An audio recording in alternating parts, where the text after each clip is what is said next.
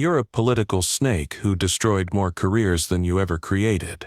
The accusation cut through the WWE boardroom like a sledgehammer through glass. Triple H stood across the mahogany conference table from Hulk Hogan, his eyes burning with 15 years of suppressed rage. What happened in the next 8 seconds would expose the darkest secrets of wrestling's backstage power structure. October 7, 2008. WWE Headquarters, Stamford, Connecticut. The executive conference room on the 4th floor was filled with an uncomfortable tension that made even seasoned wrestling executives shift nervously in their leather chairs. This wasn't a typical creative meeting about storylines and character development. This was a reckoning. Around the polished table sat some of the most influential figures in sports entertainment. Vince McMahon occupied his usual position at the head, his expression unreadable behind wire-rimmed glasses. Stephanie McMahon sat to his left, her notebook open, but her pen motionless.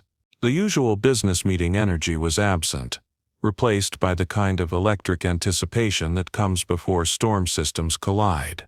Triple H, known to the wrestling world as The Game, sat rigidly upright in his chair, his massive frame coiled like a spring under pressure. At 39 years old, he was at the peak of his career, holding multiple championships and serving as one of WWE's most reliable main event performers. But today, his usual corporate diplomatic demeanor had been stripped away, revealing something much more dangerous underneath. Across from him sat Hulk Hogan, wrestling's most successful performer, wearing his trademark confident smile that had charmed audiences for 3 decades.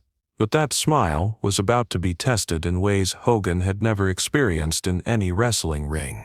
The meeting had been called to discuss potential storylines for WrestleMania 25, specifically the possibility of Hulk Hogan returning for another high-profile match.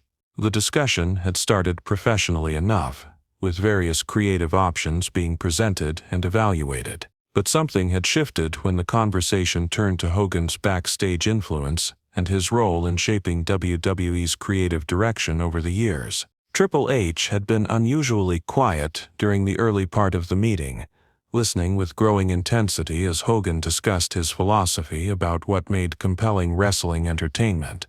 Hogan had spoken with his typical confidence about understanding audience psychology, about knowing what fans wanted to see, about his track record of making the right creative decisions when it mattered most. The key to this business, Hogan had said, his voice carrying that familiar theatrical boom, is understanding that fans connect with authentic personalities. They can sense when someone is genuine and when someone is just playing a character. That's why some wrestlers become superstars and others never make it past the mid-card, no matter how talented they are. The implication was clear, though unspoken. Hogan was suggesting that his success came from authenticity, while others who hadn't achieved his level of stardom were somehow less genuine or less connected with audiences. You also need to understand the business side, Hogan had continued, now addressing the room with the authority of someone who had been wrestling's top draw for decades. You need to know when to say yes to opportunities and when to protect your position. Sometimes that means making tough decisions about who you work with and how you work with them. Those words hit Triple H like a physical blow, because he knew exactly what Hogan was really talking about. The tough decisions Hogan referred to weren't just creative choices. They were political maneuvers, backstage manipulations, and the strategic use of influence to control storylines, match outcomes, and career trajectories. Triple H had spent 15 years watching Hogan make those tough decisions. He had seen promising wrestlers have their momentum destroyed after disagreeing with Hogan's creative input. He had witnessed talented performers get relegated to secondary roles because they didn't fit Hogan's vision of what wrestling should be. Most painfully, he had experienced firsthand how Hogan's backstage influence could derail careers and crush dreams. The breaking point came when Hogan began discussing the importance of maintaining standards in WWE's main event picture. Not everyone is cut out for the top level of this business, Hogan said, his tone suggesting he was sharing profound wisdom. You need a certain presence, a certain charisma, a certain understanding of what it means to carry a company. That's not something you can teach or learn. You either have it or you don't. Triple H's hands, which had been resting calmly on the conference table, slowly clenched into fists. The muscles in his jaw tightened as he fought to control the 15 years of frustration and anger that were threatening to explode. The wrestlers who succeed long-term, Hogan continued, seemingly oblivious to the storm brewing across the table, are the ones who understand that this business is about more than just individual talent. It's about making the right alliances, understanding the political landscape, and knowing how to position yourself for success. The irony was staggering. Hogan was presenting his political manipulation as business wisdom, his backstage scheming as professional savvy. He was reframing the very behaviors that had damaged careers and stifled talent as necessary skills for wrestling success. Triple H could no longer contain himself.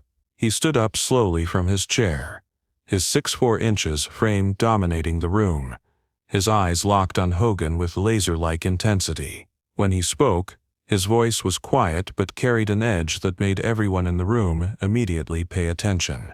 "Hulk," Triple H said, his tone deceptively calm, "I need to address something you just said about maintaining standards and making tough decisions." Hogan turned toward Triple H with his practiced smile, the expression of someone accustomed to being challenged but confident in his ability to handle any confrontation. "Sure, Paul, what's on your mind?" The use of Triple H's real name was meant to be friendly, collegial, but it had the opposite effect.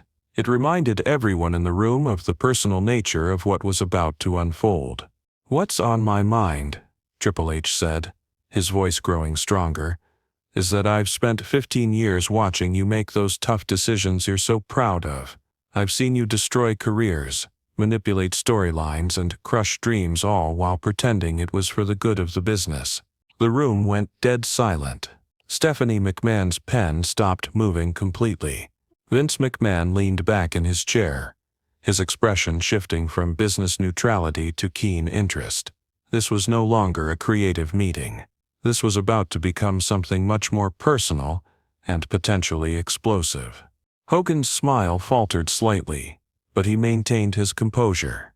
"Paul, I think there might be some misunderstanding here. Everything I've done has been to help WWE succeed. Sometimes that means making difficult choices, but those choices have always been about what's best for the company. What's best for the company?" Triple H's voice rose sharply, carrying 15 years of suppressed anger. "Or what's best for Hulk Hogan, because I've seen the difference, and they're not the same thing." Triple H began pacing around the conference table, his energy filling the room despite the formal business setting. "You want to talk about maintaining standards? Let's talk about the talented wrestlers whose pushes got mysteriously derailed after they disagreed with your creative input. Let's talk about the main event storylines that got changed at the last minute because they didn't put you in the best possible light. The accusations were specific enough to be devastating, but vague enough to avoid naming names. Everyone in the room knew Triple H was referencing real incidents, real decisions, real careers that had been affected by Hogan's backstage influence. "You want to talk about understanding the political landscape?" Triple H continued, his voice gaining momentum. "You wrote the handbook on wrestling politics. You've been playing games behind the scenes for so long that you probably don't even remember what genuine creative collaboration looks like." Hogan's face was beginning to show the strain of maintaining his diplomatic composure under such direct personal attack. His hands, which had been resting comfortably on the table, were now clenched into fists. "Paul, you're out of line," Hogan said, his voice carrying a warning tone. "I've earned my place in this business. I've drawn more money and entertained more people than anyone in wrestling history. If you have specific grievances, we should discuss them privately, not air them in a business meeting." "Specific grievances?" Triple H stopped pacing and turned to face Hogan directly. You want specific grievances? How about the fact that you've spent 20 years presenting yourself as wrestling's ultimate good guy, while being one of the most manipulative backstage politicians in the industry? The personal nature of the attack had escalated beyond typical business disagreements. This was character assassination, delivered with surgical precision by someone who had been watching and taking notes for years. "You know what really gets me, Hulk?" Triple H said, his voice now carrying the full weight of his frustration. "It's not just that you're political. Everyone in this business is political to some degree. It's that you're a hypocrite about it. You present yourself as this honorable legend while you're making backroom deals to protect your position and undermine anyone who threatens your relevance." The silence that followed was profound. Triple H had just accused Hulk Hogan, wrestling's most successful performer, of being a hypocrite and a career destroyer. In a room full of WWE executives, including Vince McMahon himself, this was professional suicide, unless Triple H could back up his claims. "You're a political snake who destroyed more careers than you ever created," Triple H said, his voice now carrying absolute conviction. "And the worst part is that you've convinced yourself that all of your manipulation was for the good of the business, when it was really just about protecting Hulk Hogan's legacy at everyone else's expense." Hulk Hogan stood perfectly still for exactly 8 seconds, his expression cycling through surprise, anger, hurt, and finally a cold determination that anyone who knew him well would recognize as dangerous. During those 8 seconds, the entire conference room held its breath, waiting to see how wrestling's biggest legend would respond to being called a political snake by one of WWE's current top stars. When Hogan finally spoke, his voice was barely above a whisper, but it carried more authority and menace than any shout could have conveyed. Every word was precisely chosen, delivered with the kind of controlled intensity that comes from decades of dealing with challenges both inside and outside the wrestling ring. "Paul," Hogan said, never breaking eye contact, "you're absolutely right about one thing. I am political. I have made tough decisions that affected other people's careers. I have used my influence to shape storylines and protect my position in this company." The admission stunned everyone in the room.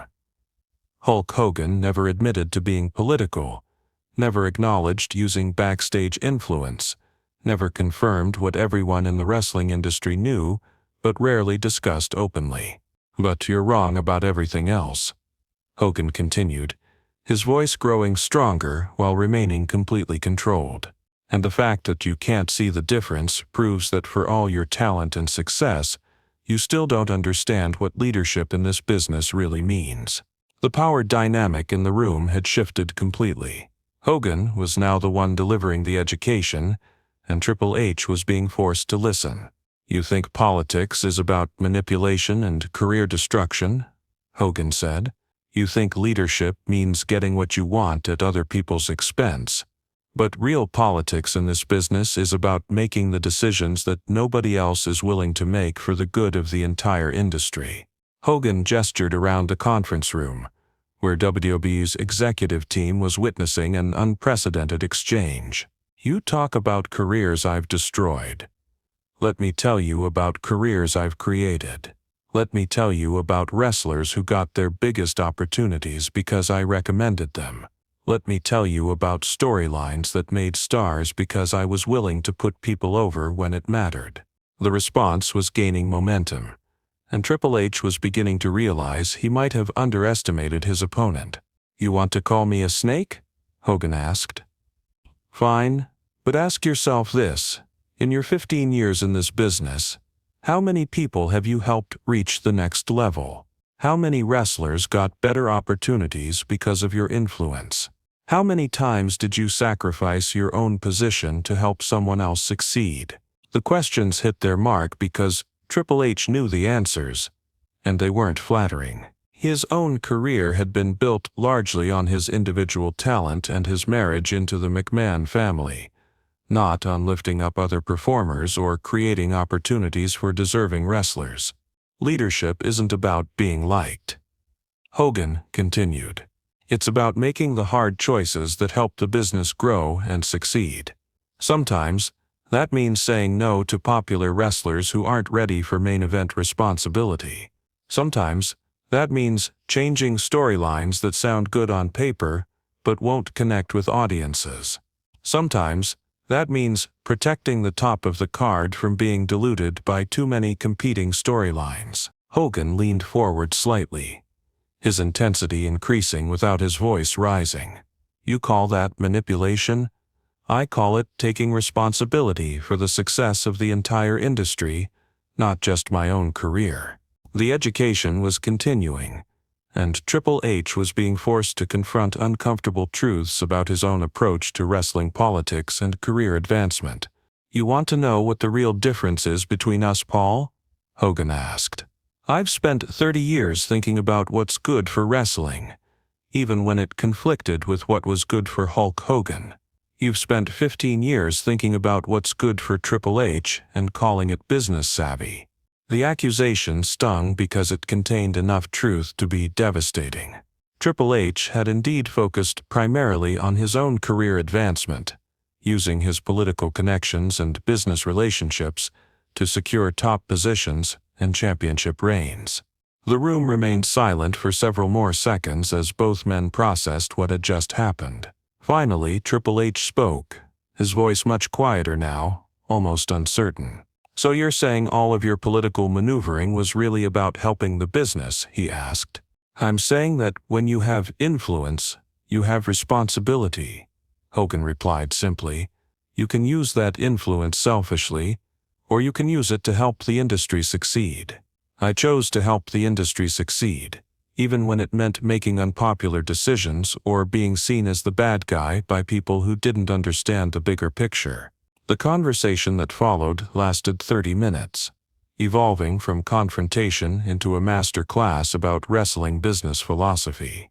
Hogan explained his reasoning behind decisions Triple H had viewed as manipulation, while Triple H shared how those decisions affected other wrestlers. I owe you an apology, Triple H said finally. Calling you a political snake was out of line. I can see you were trying to do what you thought was best for wrestling. They shook hands with genuine respect. The confrontation's impact spread throughout WWE, helping wrestlers understand the difference between selfish manipulation and strategic leadership. 8 seconds of silence had transformed potential warfare into education about business leadership complexities.